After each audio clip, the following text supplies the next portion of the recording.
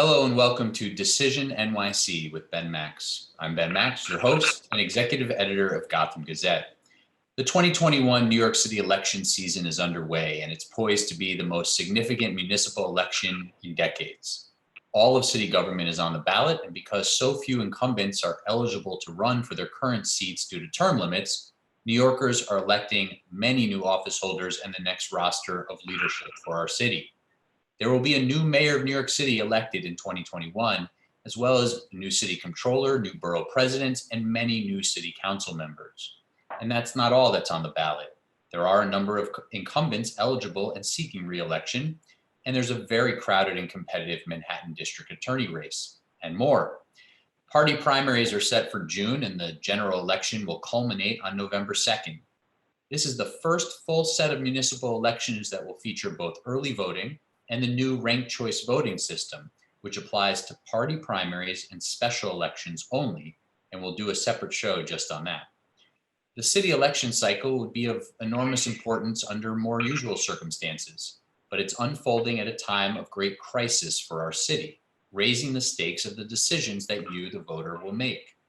The new wave of city leadership will quite clearly make or break the city's recovery from the devastation of COVID-19 and its impacts on health, families, jobs, housing, education, and more.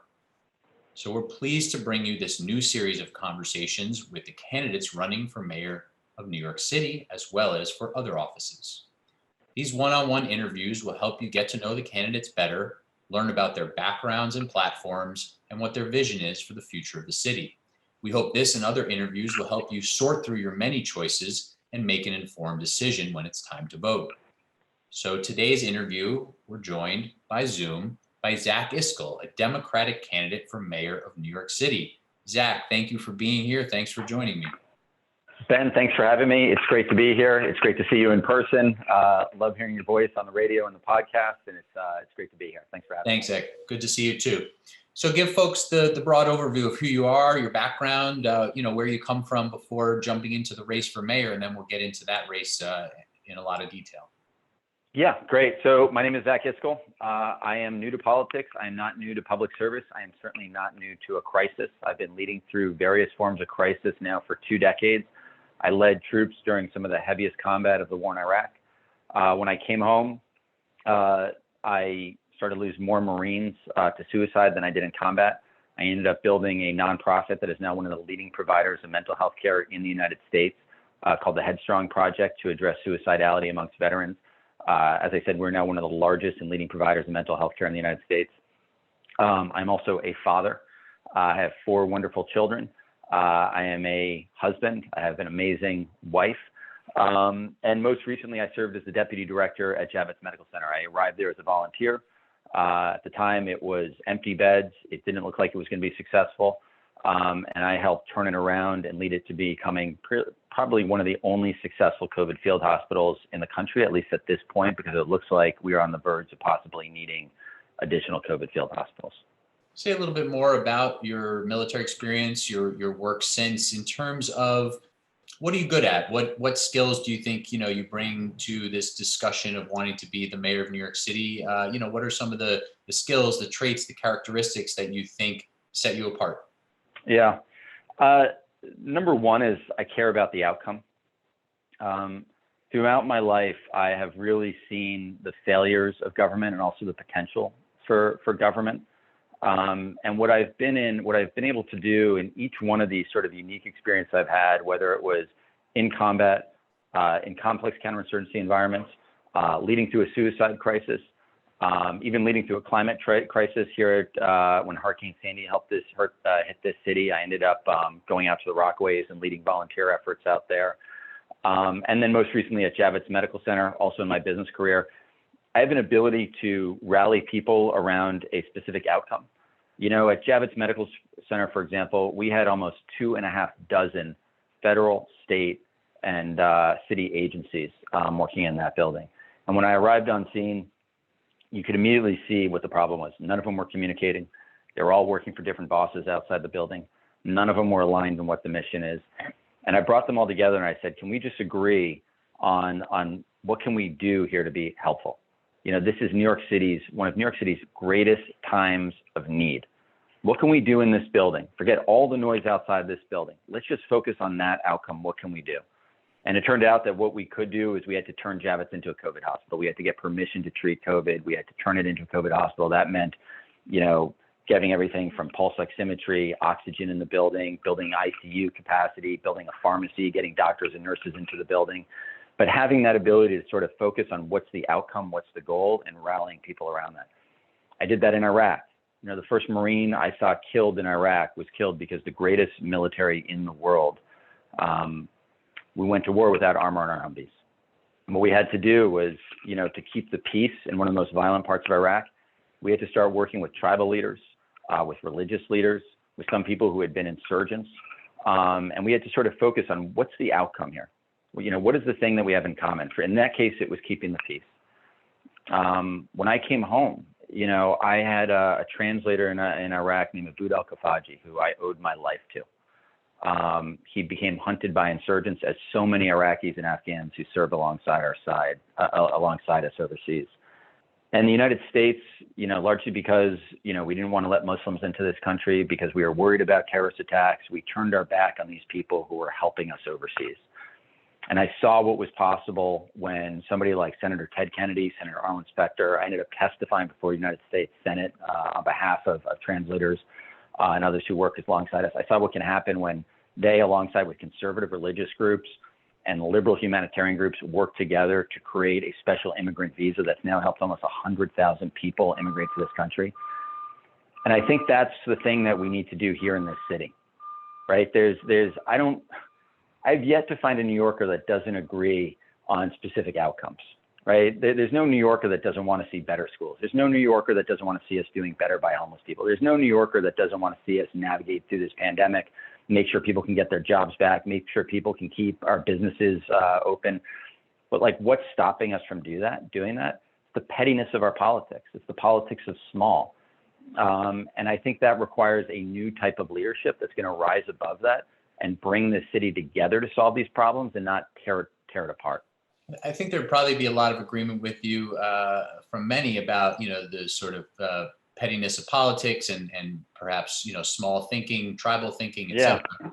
But it also comes down to, sort of designing, you have to design what the solutions are. And then people do debate those as well, right? The path to getting there, the policies, how much community input you give, all the different things that go into government decision-making.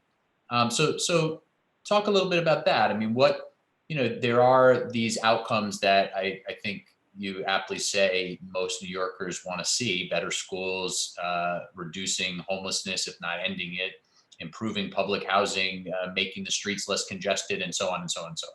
But what are some of the ways to get there? What are some of your big ideas, your focus areas for this campaign? Where do you want to start? I mean, let's pick one. Let's start with schools. Okay. Right. So look at schools, for example.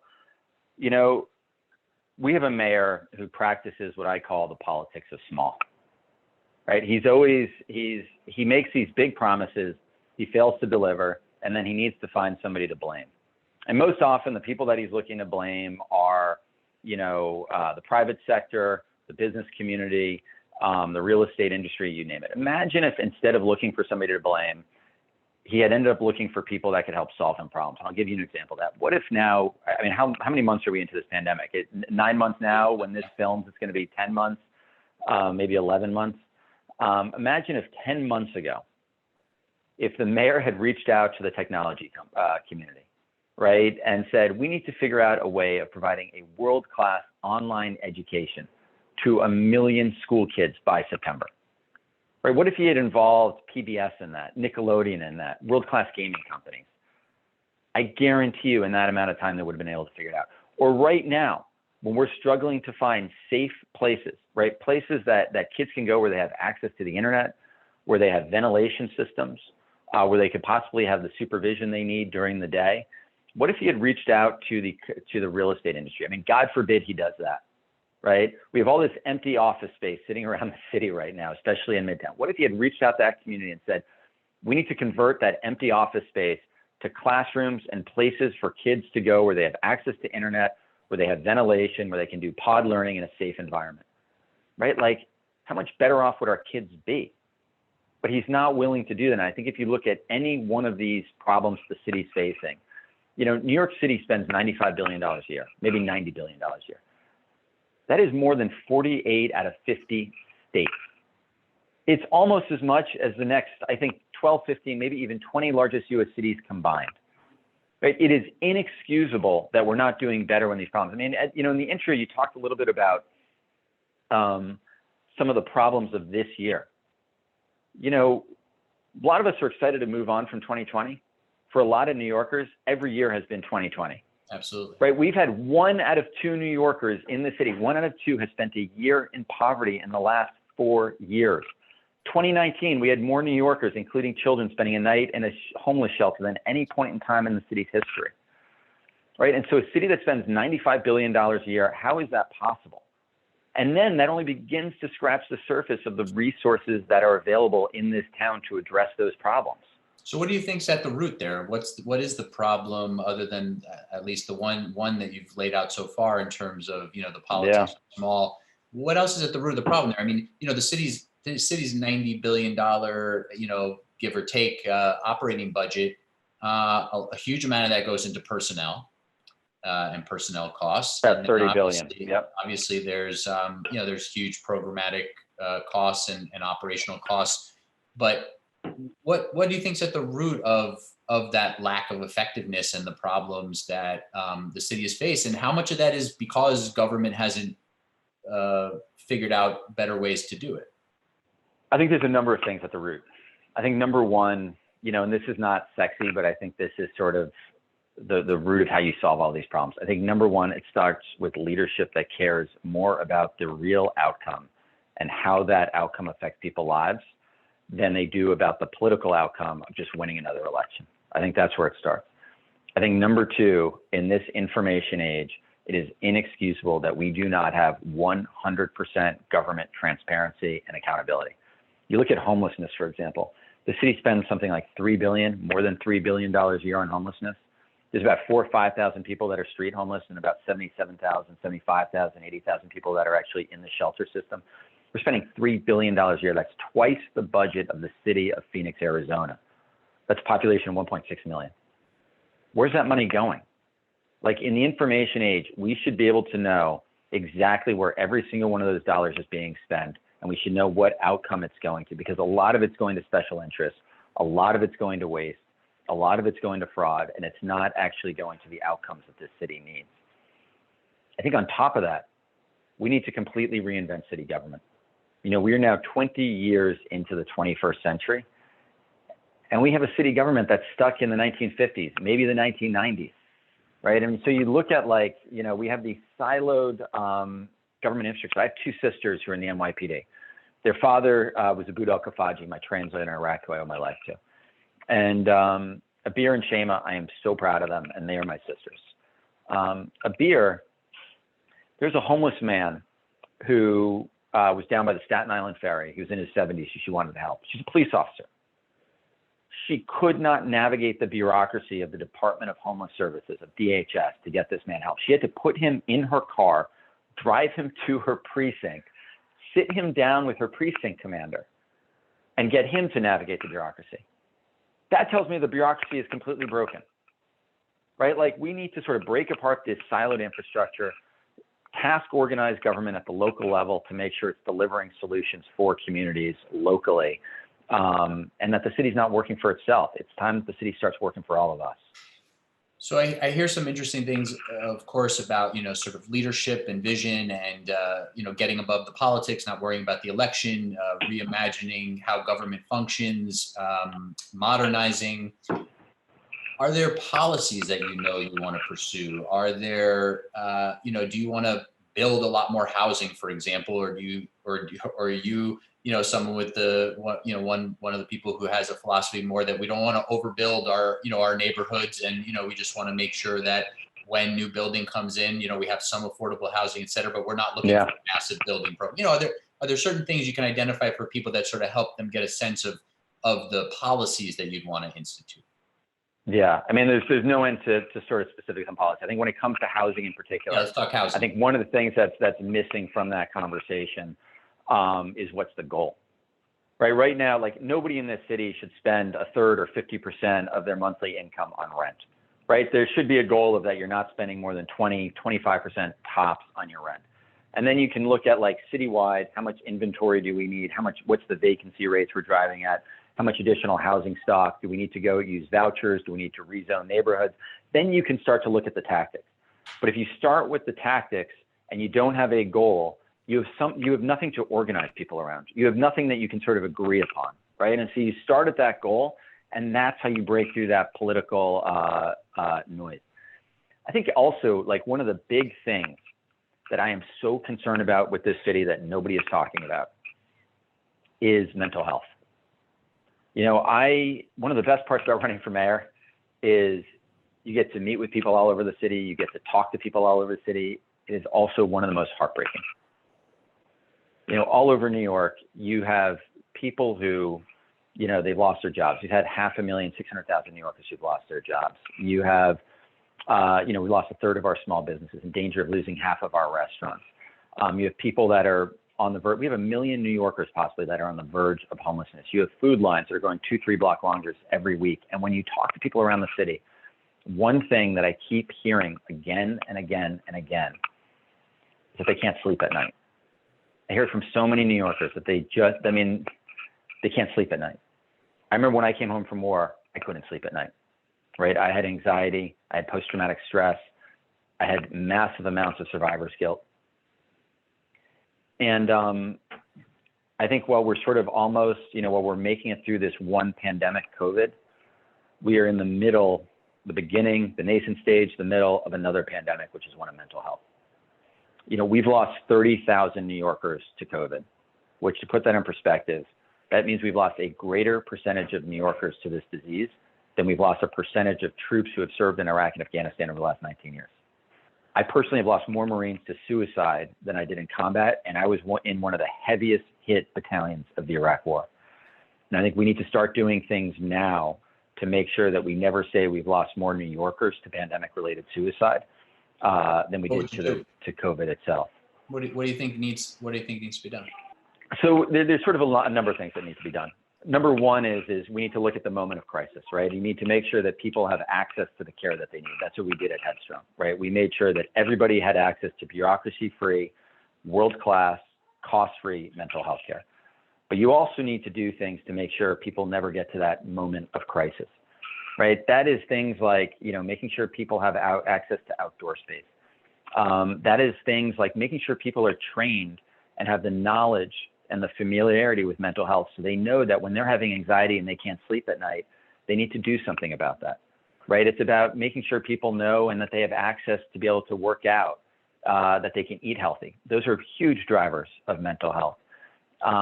It's making sure that people have the training that they need, not only to identify when they're going through something, but to see it when a friend is going through something, and then they have access to the services to send that person to.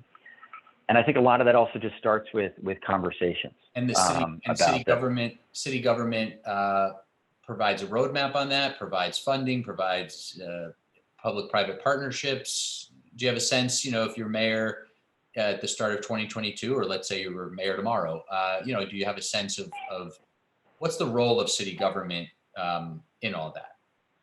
Yeah. I think it's one, to provide those services. I think it's two, to contract out those services through RFPs.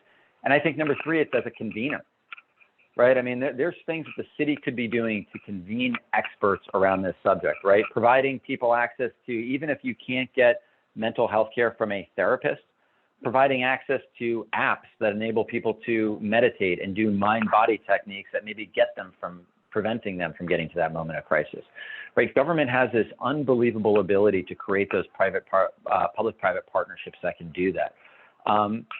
Also, you know, investing in things like open streets, outdoor spaces, right? Like, it shouldn't be stressful just commuting in this city, right? You should be able to have a way of like going outside and taking a deep breath in this city. So you just hit on something. I think it's all of those things. You just hit on something I want to ask you about, which is sort of transit, street space, open space. I hear your frame on sort of let's set the goals first, and then let's figure out what policies we need to get there. So, you sort of floated something about, nobody should have to spend more than, let's say, 25% of their income on rent as a goal, and then you figure out how to get there. Everybody has easy, free access to mental health care. You figure out, the ways to get there. So on a few other issues, how do you think about what the goals are and a couple of ways to get there? So let's talk about, better transit, better use of city street space, open space. How are you thinking about that? What's a goal in your mind that fits under that larger umbrella, whether it's transit or open space, one of the two? Yeah. And how to get I know this is going to sound totally radical in a time when the MTA is in a massive fiscal hole. But I think the goal needs to be, whether it's in 4 years, 5 years, 7 years, is that public transportation should be free in this city. Interesting. That should be the goal. Mm-hmm. How do you get there? I mean, yes, the MTA is in a massive fiscal hole right now. There's no question. And that is going to largely require a federal bailout. But I also think the only people I've heard float free public transit also want to raise taxes on wealthy high earners to pay for it. I assume that's not your path? No, I think that in a city that spends $95 billion a year, that has the city revenues that New York has, there's a way of getting there, right, without having to raise taxes. Look, if raising taxes was the solution to every problem, New York City would have solved every problem, right? Like if throwing money at a problem solved it, New York City would have solved every problem, because New York City throws more money at these problems than any other place in the country, right? Chicago and LA, their budgets are $10 billion, maybe $11 billion a year. New York is $95 billion a year. This is about operational excellence. This is about a commitment to outcomes. This is about completely reorganized city government to deliver those outcomes. But, you look at the MTA, for example, it starts with having somebody who's in charge, somebody who owns that problem.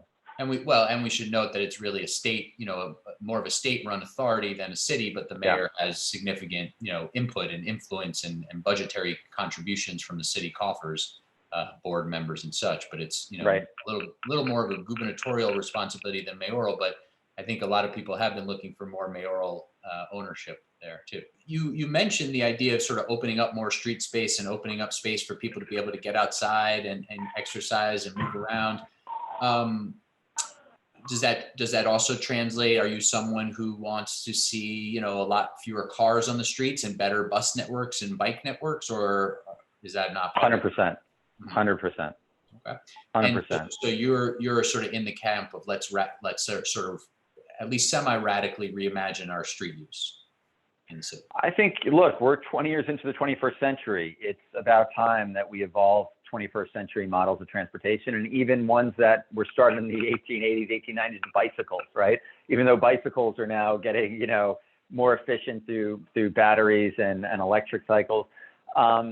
Look, there are a lot of people in the city who depend upon cars, right? Because of their age, because of disabilities.